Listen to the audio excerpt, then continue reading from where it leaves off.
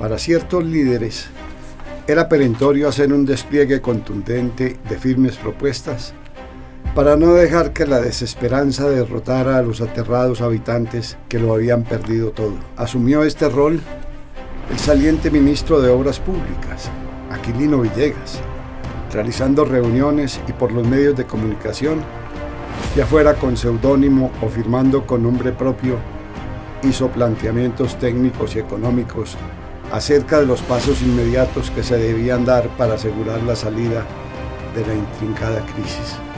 Se sumaron a esta estrategia corifeos locales como Félix Salazar, exministro de Hacienda del presidente Ospina, Sinforoso Campo y Daniel Gutiérrez Arango, empresarios y políticos, Gerardo Arias Mejía, gobernador del departamento en esa época, por nombrar los más destacados. La estrategia para lograr la reconstrucción consistía en que el gobierno central reedificara sus sedes destruidas y que esto sucediera sin demora. El municipio de Manizales y la gobernación de Caldas igualmente eran requeridas para que iniciasen la labor de reconstrucción y de ampliación de la infraestructura urbana y vial, como lo era el ferrocarril de Caldas y su estación en Manizales. Estas obras las debería realizar una sola compañía, la cual se encargaba también de la edificación de casas particulares. Para esto se necesitaba un gran préstamo, cuyo dinero se podría obtener de una parte de la indemnización de Panamá destinada a financiar el Banco Agrícola. Esta idea fue expuesta en Bogotá, donde contó con el respaldo del gobierno Ospina. Se calculaba que la fuerza y actividad conjunta del gobierno y de los particulares que estaban cobrando los dineros de los seguros desatarían un empuje que salvaría a Manizales, mas el Parlamento no dio su visto bueno expidiendo prontamente la ley de reconstrucción de Manizales. Reposa en el archivo histórico de Manizales el telegrama que le enviaron los concejales de la ciudad al presidente del Senado, Gómez Recuero, el 17 de agosto de 1925, mes y medio después del incendio. Excelentísimo presidente del Senado, profunda extrañeza y general descontento han causado en esta ciudad y departamento todo noticias relativas oposición proyecto sobre reconstrucción de Manizales en esa augusta corporación, fincada en pronta expedición de aquella ley, proyecto en referencia, ni desvirtúa institución Banco Agrícola, ni consagra un auxilio a favor de Manizales como tantos otros, porque analizando desapasionadamente proyecto o combinación, solo entraña una operación de empréstito sólidamente garantizado por propiedad raíz que presenta muy favorable coyuntura para que el Banco Agrícola pueda empezar operaciones, abriendo mercado en el exterior para sus cédulas, a la sombra de un contrato de reconstrucción de la ciudad, crédito que se encargará de extender la casa contratista. Además, Nación no puede abandonar a sus solas fuerzas a Manizales, uno de los primeros centros contribuyentes y uno de los primeros núcleos humanos de la República, extenuado ahora por pavorosa catástrofe. La misiva tuvo acogida porque el 18 de diciembre de 1925 el Poder Ejecutivo aprueba el contrato de reconstrucción de Manizales, una vez facultado por el Poder Legislativo. En La Voz de Caldas, el 21 de enero de 1926, se anuncia la realización de las primeras construcciones después del incendio. Esta noticia no solo pretendía alentar a la comunidad y mostrar casuística positiva, iniciando el renacer de la ciudad, mostrando los materiales y su origen, costo y tamaño de las viviendas, y de cómo los materiales de construcción se repartieron atendiendo a lo público primero. Don Juan Salazar fue el primero que rompió los juegos. Como diría en la jerga guerrera, su casa empezó a construirse el 24 de septiembre, cuando hubieron llegado del Valle del Cauca y Tolima, cantidad apreciable de maderas que la que había en la ciudad a raíz del incendio se destinó a habilitar almacenes y casas particulares que luego sirvieron de oficinas públicas. Dirigió la casa de don Juan el conocido arquitecto Jesús Herrera, consistente ella en 2 pisos. Está levantada con las mejores maderas. Tiene fachada de cemento. Consta de 15 apartamentos en la parte superior y de 2 almacenes con sus respectivos depósitos en la inferior. Mide 21 por 30 varas. Una vara son 80 centímetros. La construcción valía aproximadamente 15.000 pesos. Queda situada en la calle de la Expansión, al oeste de donde estaba el Palacio Episcopal, y será ocupada por la familia el 1 de febrero. También está completamente terminada y ya habitada la de don Carmelo Gallego, situada cerca de la anterior. Es casa pequeña, pero de graciosa construcción y de excelentes materiales. Los baños, propiedad de la señora doña Camila Villegas, viuda de Hoyos, estaban funcionando corrientemente 20 días después del incendio. El administrador de esa importante empresa hizo ramadas y arregló el local de manera provisional, pero suficiente para atender a las necesidades del público. Sales inmediatamente. La empresa cobraba como ganancia para ella el 7% sobre el costo de la construcción. Al municipio de Manizales se le facilitó la contratación, permitiéndole suspender obras o priorizar otras. En un principio, la nación haría un palacio donde tuvieran cabida las oficinas del resorte nacional, fuera de aportar los auxilios a los damnificados. El departamento de Caldas le encargó a la ULEN un edificio para su gobierno, una estación para el ferrocarril y los cables aéreos en Manizales, una sede para el Colegio Santa Inés y una escuela normal de varones, y el municipio de Manizales contrató un acueducto, un alcantarillado, la pavimentación de las calles, reparación de la plaza de mercado y el ensanche de la planta eléctrica municipal. En la tribuna de optimismo de La Voz de Caldas se publicó la reseña de las primeras edificaciones en cemento armado. Esta tribuna lleva la firma de J. Pálex, seudónimo que utilizaba al parecer Aquilino Villegas. Se trataba de la casa de Mercedes de Duque, ubicada al oeste de la catedral, ejecutada por la empresa constructora Clibagua Gómez y Compañía, que había iniciado labores el mes de noviembre del año inmediatamente anterior. Dice textualmente: hoy puede contemplarse la obra de acerada con textura, con sus 2 pisos y su escalera de cemento. Resalta J. Pálex que en esta obra se vio por primera vez en la ciudad el uso de máquinas trituradoras de piedra y mezcladoras del material para el cemento armado. El costo de la edificación se calculó en 32.000 pesos oro. El segundo caso anunciado es el de Julio Jaramillo, que con la Clibagua Gómez y Compañía edificó su casa frente al Palacio Municipal.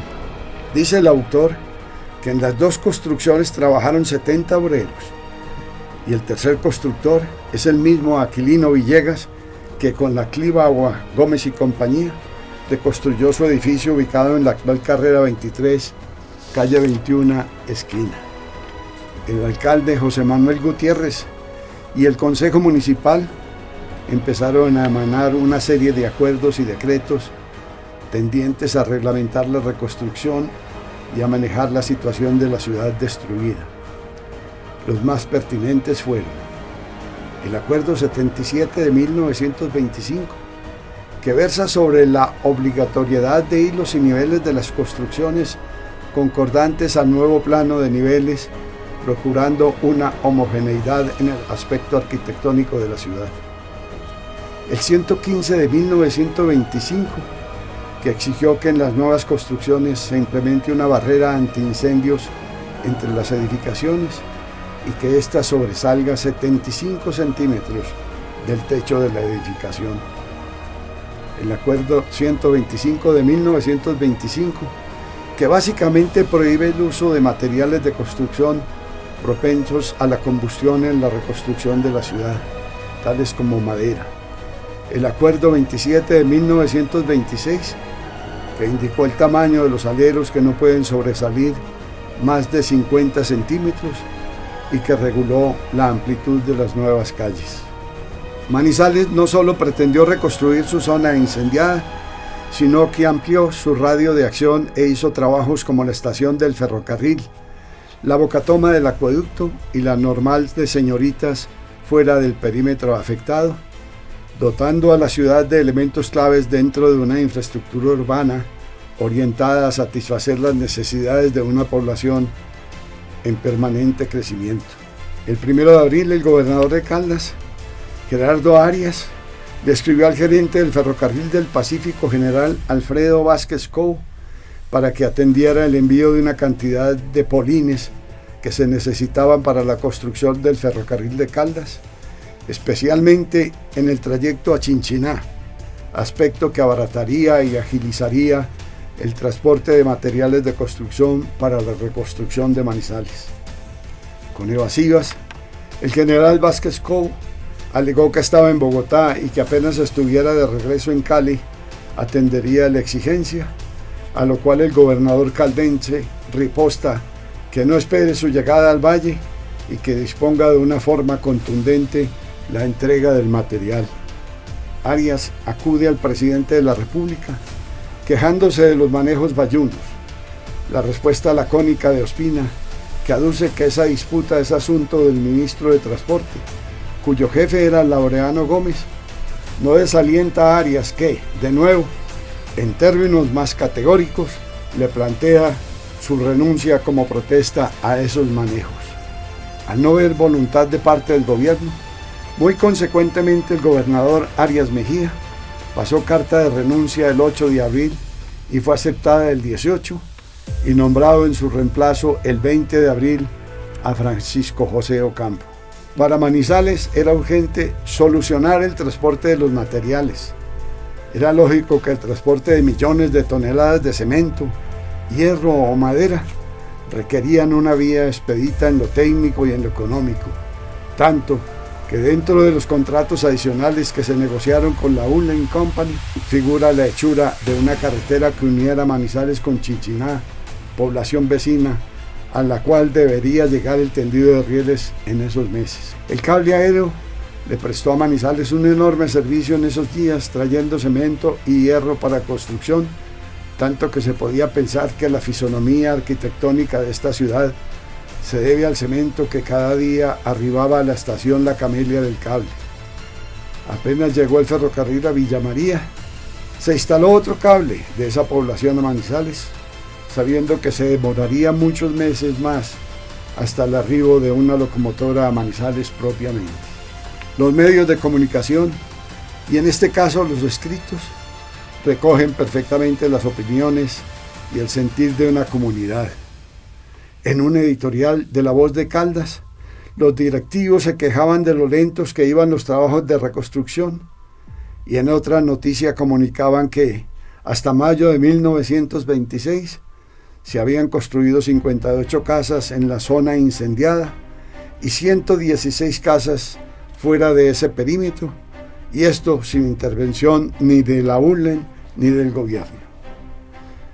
Pendiente de los avances de la reconstrucción, La Voz de Caldas informa en mayo de 1926 el envío de tubos para el acueducto desde Barranquilla vía Buenaventura, debido a que la sequía en el río Magdalena demoraba el despacho de ese urgente material.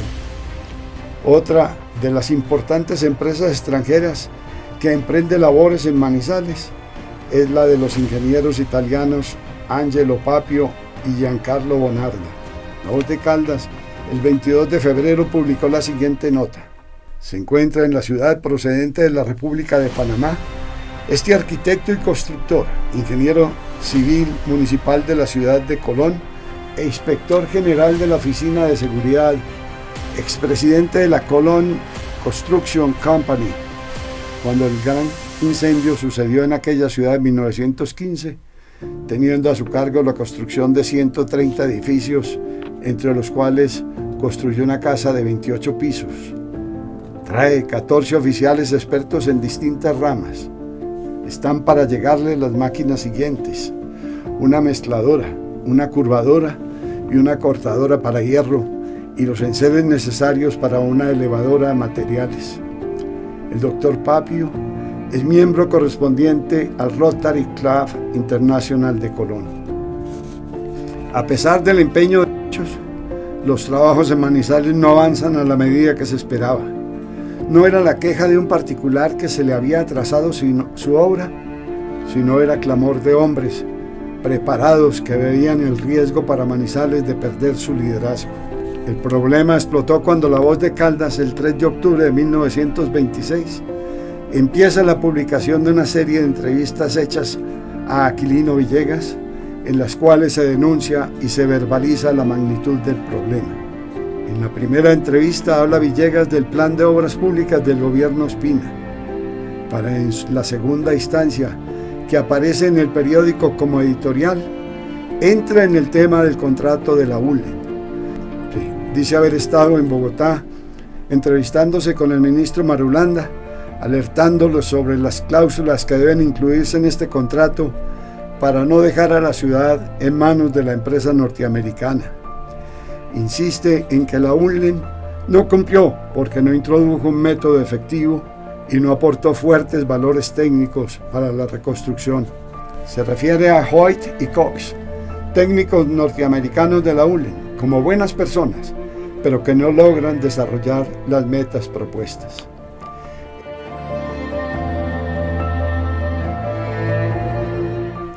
Evidentemente, la empresa no había adelantado ninguna obra hasta aquel momento.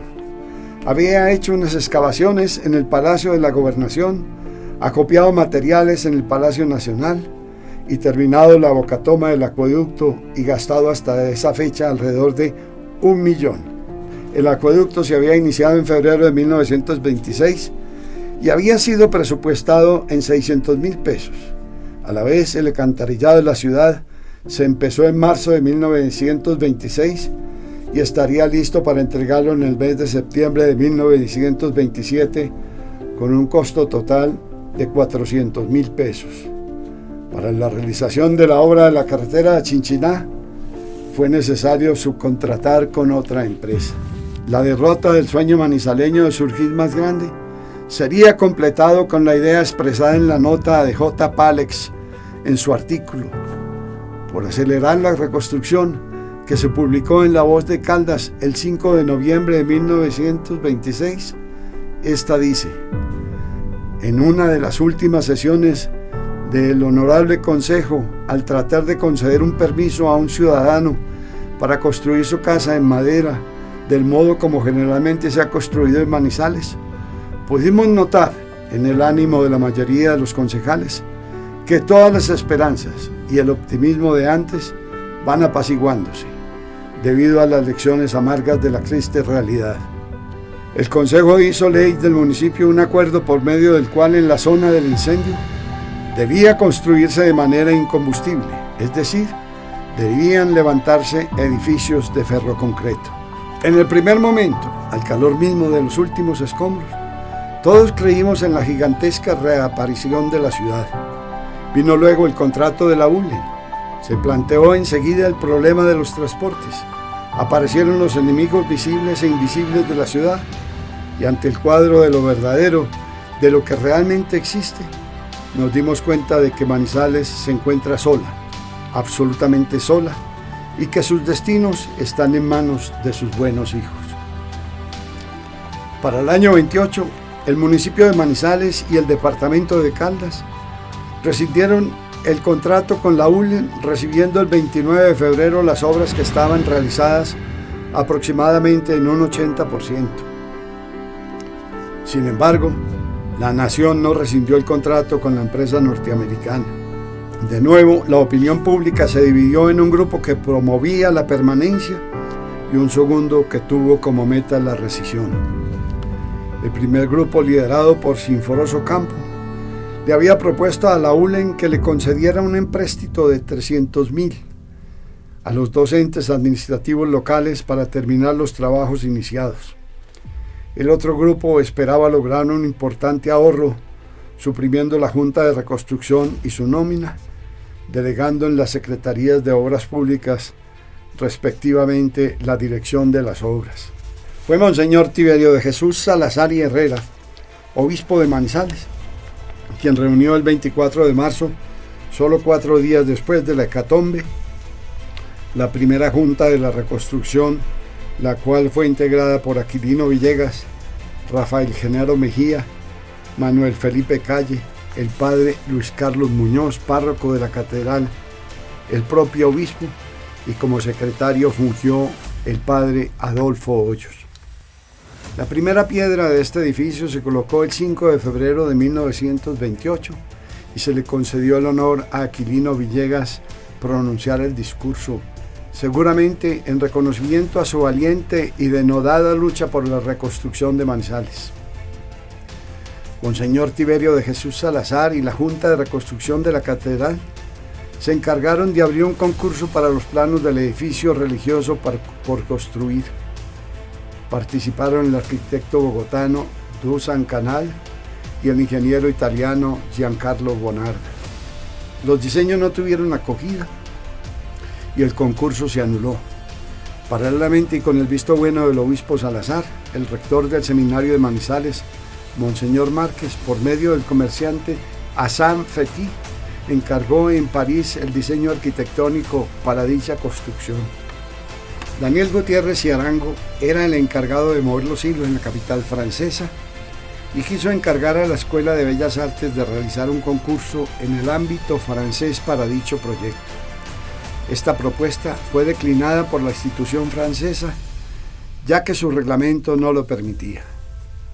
Al cancelar el concurso, la Junta de Reconstrucción de la Catedral encargó a la Escuela de Bellas Artes de París y a los señores Mr. Genuis, arquitecto e inspector general de monumentos históricos de Francia, Mr. Paquet, contralor general, Mr. Blanchet, constructor y revisor de construcciones religiosas, que le recomendaran varios arquitectos para solicitarles propuestas para el diseño del templo. El trabajo del arquitecto Julien Polti fue el seleccionado. Si Manizales se hubiera quemado 10 años más tarde, el estilo arquitectónico de su reconstrucción hubiera sido otro. Coincide el estilo ecléctico, aquel que evoca todos los estilos anteriores y con desparpajos los luce de nuevo. Ya después de esta fecha entra el estilo Art Deco, que también se vio en Manizales finalizando los años 30 y fuerte en los años 40. Ese estilo en mucho refleja la mentalidad de los manizaleños, que también buscan su identidad después de retomar las influencias del pasado.